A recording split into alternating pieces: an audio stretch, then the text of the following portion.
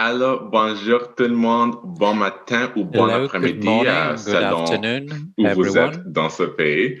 depending on where Et you are in the bienvenue à la country, deuxième journée and de la welcome to conférence day 2 Together of Together Ensemble Ensemble 2022, a 2022, national une conférence conference nationale on sur les the objectifs de Sustainable développement Development durable Goals au in Canada. Canada. Je m'appelle Chúk My Odenigbo name's de Chúk Future Ancestor Services Odenigbo et je serai votre maître de from cérémonie Future pour Ancestors aujourd'hui. Services, and I am your Before we MC. begin, though, here is a reminder of some of the features to help make your conference experience more enjoyable. And if this is your first day, welcome. Here are some features to make it more enjoyable. You will find a live interpretation button at the bottom of the main stage, which allows you to toggle between English and French. So please feel free to select your language of preference, and then hopefully you'll be hearing your language of preference. If you're having difficulties accessing or navigating the conference platform in any way, shape, or form, you'll find a button for the help desk. So just click on that, send a message to whatever pops up, and you'll receive live support. You'll also see at the bottom of your screens a live chat button. You can use this live chat feature to connect with other conference participants, to ask any questions that you may have during the panels. There is a Q&A thread available on the chat, and then that way every single panel has a section or a segment where we want to ask the audience questions, so your question will ideally be asked. We have networking tables available for you to have face-to-face conversations with other conference participants. This is a key aspect of Together Ensemble, right? We're not just here to learn from each other, although that is a key component. We're also here to meet each other, to network, and to learn from one another. And so we want to facilitate this as much as possible, given that we're in an online space together. So the networking tables are available for you to use. They do have a limit to how many people can join at a time. So if by chance you try to go to the networking tables and they are full, just come back at a later time and you should be able to join. And finally, because social media, please use the hashtag Together Ensemble 2022 on social media platforms to share your insights and to see what other people are saying. We love to hear it, so please do.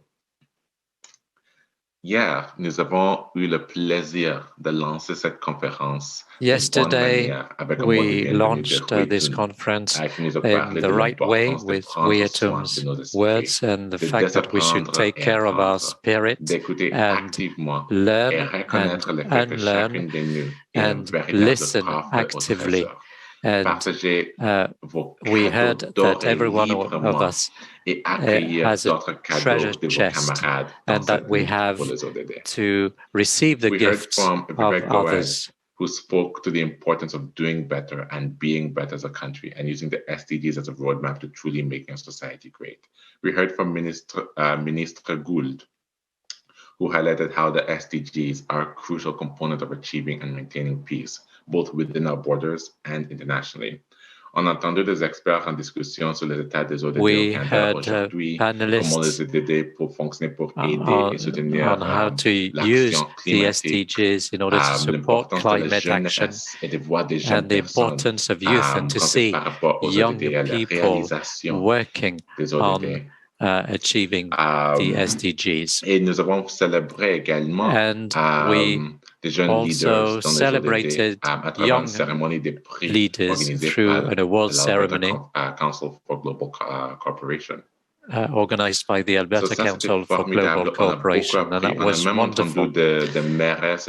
And we heard mayors of different towns and cities in Canada on the importance of citizens' engagement and the importance of municipalities in achieving the SDGs and sustainable development. And today we'll have important conversations on Canada's national strategy on the SDGs, a retrospective look at the last 50 years in the environmental movement and how to finance the SDGs and the Leave No One Behind of the 2030 agenda presented by the British Columbia Council for International Cooperation.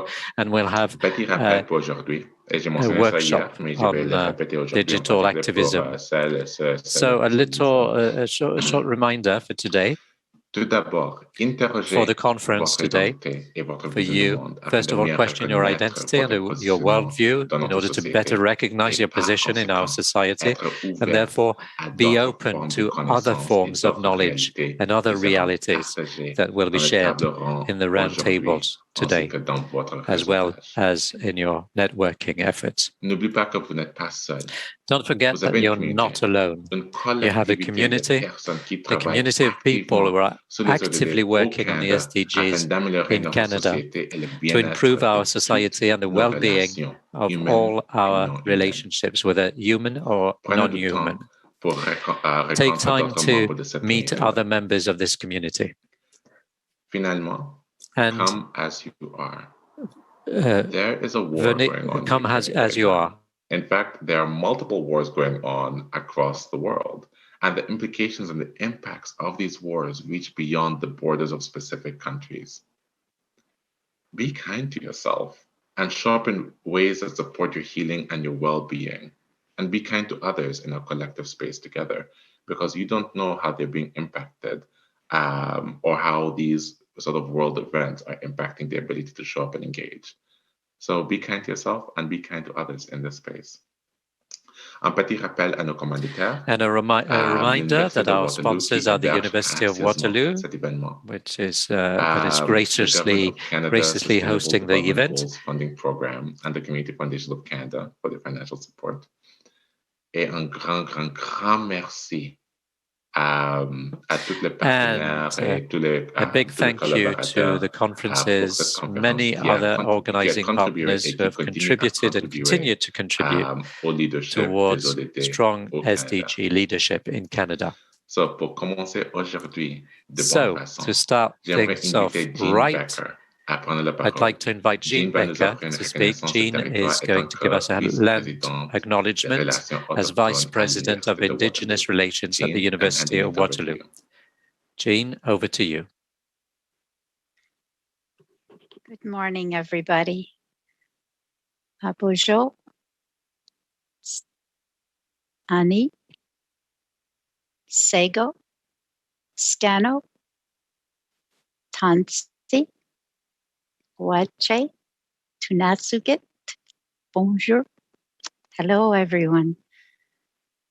I would like to begin today by acknowledging that the SDSN Canada Secretariat operates from Waterloo, Ontario, which is situated on the Haldimand Tract, land 6 miles on either side of the Grand River, granted to the Haudenosaunee of the Six Nations of the Grand River, and this is the traditional territory of the Attawandaron, the Anishinaabe, and the Haudenosaunee peoples.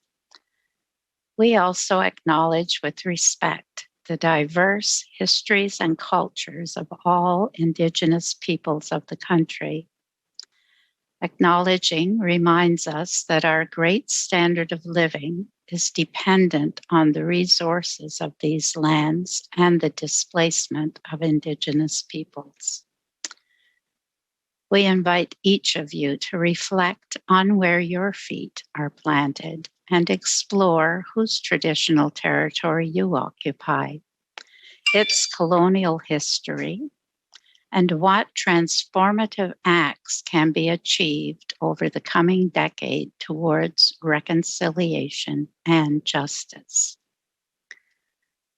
Since the release in June of 2015 of the report and the 94 recommendations of the Truth and Reconciliation Commission, this country has been challenged to address the inequities and oppression of Indigenous people in Canada. The education sector has been singled out by Commissioner Sinclair, who's quoted as saying, "Education got us into this mess, and education will get us out of it." Most universities have an indigenization, decolonization strategy in place or are establishing one. A few have apologized for their role in educating generations of Canadians who created the systems by which Indigenous people have been marginalized in our own lands. Yet there remains much to do. You don't need me to give you a list of actions you should take.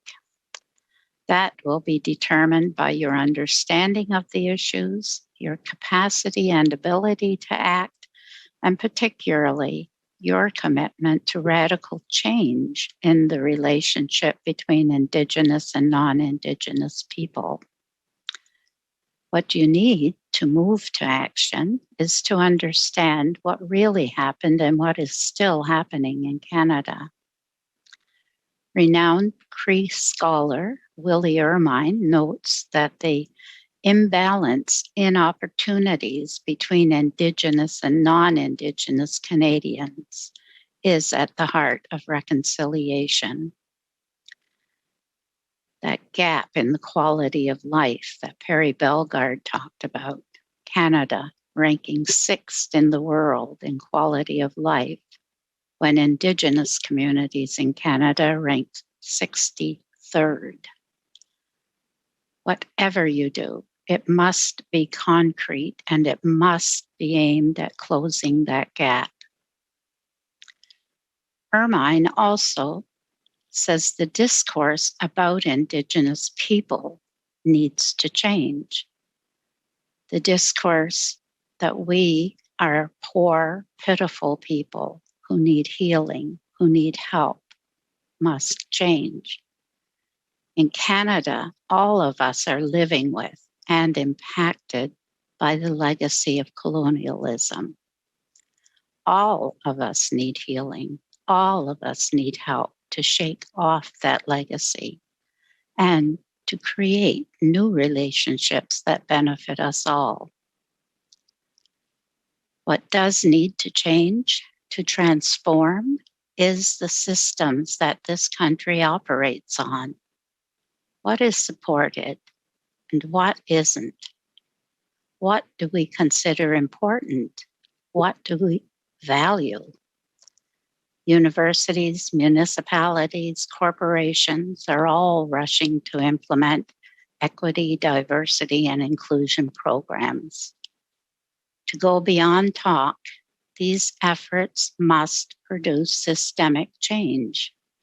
Change in how we conduct business and the kinds of business we conduct. The pandemic has put a spotlight on the depth of inequity in this country and in the world. We have stark evidence that meritocracy is a myth. Working hard is no guarantee that you will share equally in the wealth of the country. Many factors impact on our ability to get ahead. Race, ethnicity, class, gender, age, even luck all affect the opportunities available to people. As long as this system of merit dominates our social values, we will have inequity. Reconciliation cannot be achieved in this climate.